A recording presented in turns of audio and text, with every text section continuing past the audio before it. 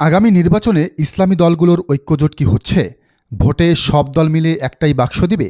একটা মার্কা নিয়েই লড়বেন জামাত, চরমোনাই, খেলাফতে মজলিসের সংসদ সদস্য প্রার্থীরা? এসব নিয়ে রাজনীতির মহলে নানা আলোচনার ডালপালার জন্ম নিচ্ছিল এতদিন। জামাতে ইসলামীর আমির ডাক্তার শফিকুর রহমান 5 আগস্টের পরপরই সব ইসলামী দলগুলোর সাথে ধারাবাহিক বৈঠক করছেন, সবাইকে এক ছাতার নিচে আনতে জোর প্রচেষ্টা চালাচ্ছেন। আলোচনার ফলাফল কি তবে পাওয়া যাচ্ছে? এই প্রশ্ন উঠেছে তখন যখন 28 জুন ইসলামী আন্দোলনের ডাকা মহাসমাবেশে সংহতি জানিয়েছে জামাত। এই প্রথম আনুষ্ঠানিকভাবে চরমোনাইয়ের মহাসমাবেশে জামাতকে দলগতভাবে আমন্ত্রণ জানিয়েছে ইসলামী আন্দোলন। এ ব্যাপারে জামাত শিবির ঘনিষ্ঠ অনলাইন মিডিয়া বাশের কেল্লা লিখেছে, আগামীকাল 28 জুন ঐতিহাসিক সোহরাওয়ার্দী উদ্যানে মহাসমাবেশের ডাক দিয়েছে ইসলামী আন্দোলন বাংলাদেশ। সংহতি প্রকাশ করেছে বাংলাদেশ জামাতে ইসলামী। জামাতে ইসলামীর কেন্দ্রীয় নির্বাহী পরিষদ সদস্য ও ঢাকা মহানগর উত্তরের আমির মোহাম্মদ সেলিম উদ্দিন এক ভিডিও বার্তায় জানান, এই সময়ে বাংলাদেশের ইসলামের পক্ষে যারাই কাজ করছেন তাদেরকে আমরা আন্তরিক বন্ধু হিসেবে মনে করি। ইসলামী আন্দোলনের পক্ষ থেকে আমরা দাওয়াত পেয়েছি, আমাদের নেতৃবৃন্দ প্রোগ্রামে উপস্থিত থাকবেন। আমরা প্রোগ্রামের সাফল্য কামনা করি। এর মধ্য দিয়ে ফেসিবাদ বিরোধী চেতনা আরও শক্তিশালী হবে, ইসলাম বিরোধী কার্যক্রম আরও দুর্বল হবে, ইসলামী দলগুলোর মধ্যে ঐক্য শক্তিশালী হবে। ঐক্যবদ্ধ প্রচেষ্টাই ইসলামের বিজয়ের পথকে সুগম করবে।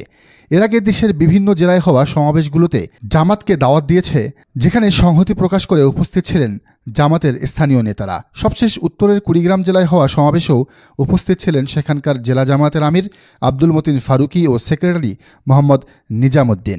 এসব সমাবেশে এমন নয় যে সব দলকেই দাওয়াত দেওয়া হয়েছে। বিএনপি বা তাদের জোট শরিকদের কাউকেই আমন্ত্রণ জানায়নি চরমোনাই। কেবল জামাতে ইসলামী ও ইসলামী দলগুলোকেই সেখানে ডেকেছে তারা। এ নিয়ে একটি অনুসন্ধানী প্রতিবেদন ছাপিয়েছে দৈনিক যুগান্তর পত্রিকা। তারা বলছে, ত্রয়োদশ জাতীয় সংসদ নির্বাচনকে কেন্দ্র করে মাঠে তৎপরতা বেড়েছে ইসলামী দলগুলোর।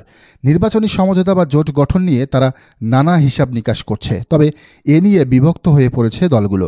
এখন পর্যন্ত 3টি পৃথক জোট বা নির্বাচনী সমঝোতার ইঙ্গিত পাওয়া গেছে। একটি অংশ ব্যালটে ইসলামপন্থী দলগুলোকে একসঙ্গে চায়। এ নিয়ে পর্দার আড়ালে চলছে নানা তৎপরতা।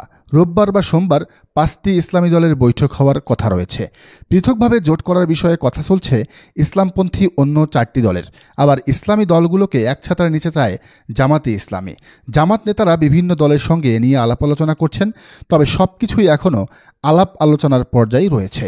নির্বাচনের তফসিল ঘোষণা হলে তা দৃশ্যমান হবে। ইসলামপন্থী দলগুলোর শীর্ষ নেতাদের সঙ্গে কথা বলে এসব তথ্য জানা গেছে। যুগান্তর বলছে, নির্বাচন সামনে রেখে ইসলামী আন্দোলন বাংলাদেশ, জমিয়তে উলামায়ে ইসলাম, বাংলাদেশ খেলাফত মজলিস, নেজামে ইসলাম পার্টি ও খেলাফত মজলিস এ 5টি দলের ঐক্যের কাছাকাছি। এসব দলের লিয়াজো কমিটি রয়েছে। দ্রুত বৈঠক করে একক প্রার্থী ঠিক করার কৌশল নির্ধারণ করতে পারে তারা। এছাড়া আরও যেসব দল বাইরে আছে তাদের সঙ্গেও ধারাবাহিকভাবে মতবিনিময় করার সিদ্ধান্ত আসতে পারে। উদ্দেশ্য একটাই, জোটকে বড় করা। এছাড়া ইসলামী front Bangladesh, Bangladesh supreme party, Bangladesh ইসলামী ফ্রন্ট, জাকের পার্টি এ 4 দল মিলে একটি জোট করার পরিকল্পনা রয়েছে।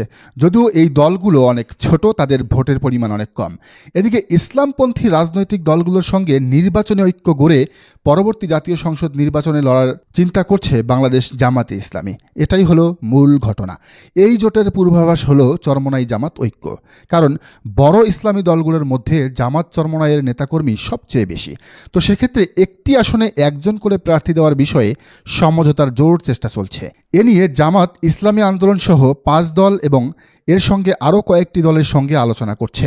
এর বাইরে ইসলামী ঐক্যজোট, ইসলামী ঐক্য আন্দোলন ও খেলাফত আন্দোলন কোন দিকে যাবে বা এককভাবে নির্বাচন করবে তা এখনও পরিষ্কার নয়। আবার ইসলামপন্থী একটি জোট বিএনপির সঙ্গেও সমঝোতায় যেতে পারে। তবে ইসলামপন্থী দলের একাধিক শীর্ষ নেতা বলেন, জামাত বৃহত্তর একটি ঐক্য গড়তে চাইছে। সেক্ষেত্রে ইসলামী আন্দোলনকেও পাশে চায় দলটি। তবে ঐক্য গঠনে বড় প্রশ্ন হয়ে দেখা দিয়েছে, নেতৃত্ব কে দিবে, জামাত ইসলামী নাকি ইসলামী আন্দোলন বাংলাদেশ? পাশাপাশি ঐক্য করার আগে কয়েকটি দলের প্রভাবশালী কয়েকজন নেতা জামাতের প্রতিষ্ঠাতা সৈয়দ আবুল আলা মাউদুদির ধর্মীয় বিষয়ে কিছু লেখা বা বক্তব্য নিয়ে আলেমদের সঙ্গে যে মতবিরোধ, এর সমাধান করার কথা জানিয়েছেন। তা না হলে বেশিরভাগ ইসলামী দল বৃহত্তর ঐক্যে না থাকার সম্ভাবনা রয়েছে। আবার বেশ কয়েকটি দল বলছে, আলেমদের সঙ্গে বিরোধ মেটানোর চেষ্টা করছে জামাত। সেক্ষেত্রে নিজ নিজ দলের আদর্শ এবং মৌলিকত্ব বজায় রেখেই নির্বাচনে ঐক্য না হয়ে নির্বাচনী সমঝোতাও হতে পারে। টার্গেট একটাই, একটি আসনে একজন করে প্রার্থী থাকবে।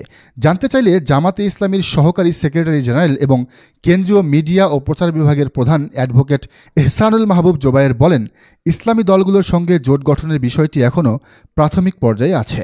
আলোচনা চলছে কীভাবে কী করা যায়। অনেকে প্রার্থী ঠিক করেনি। নির্বাচনটা ঠিক কীভাবে হবে অনেক বিষয় আছে।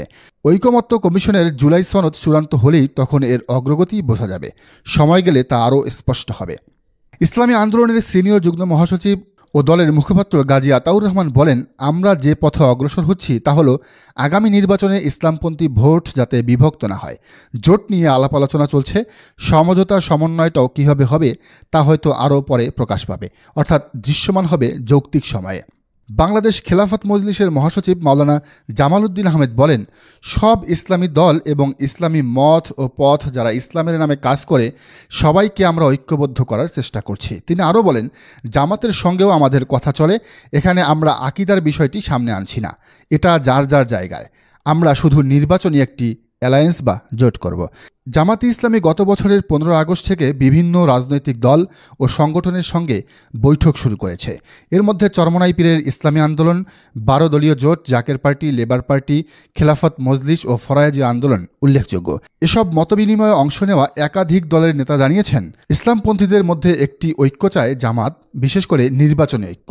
এ লক্ষ্যে জামাত ইতিমধ্যে ইসলামী দলগুলোর সঙ্গে একটি যোগাযোগের সম্পর্ক তৈরি করেছে। এর মধ্য দিয়ে কার্যত কওমি ধারার আলেমদের সঙ্গে তাদের দীর্ঘদিনের যে বিরোধ বা বিতর্ক সেটি অনেকটা কমে গেছে।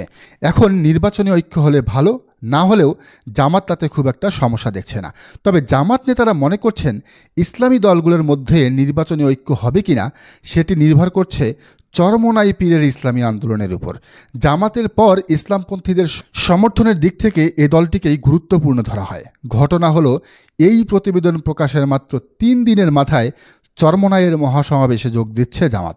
রাজনীতি বিশ্লেষকরা মনে করেন, কালকের সমাবেশেই একটা বড় ঘটনা ঘটে যেতে পারে।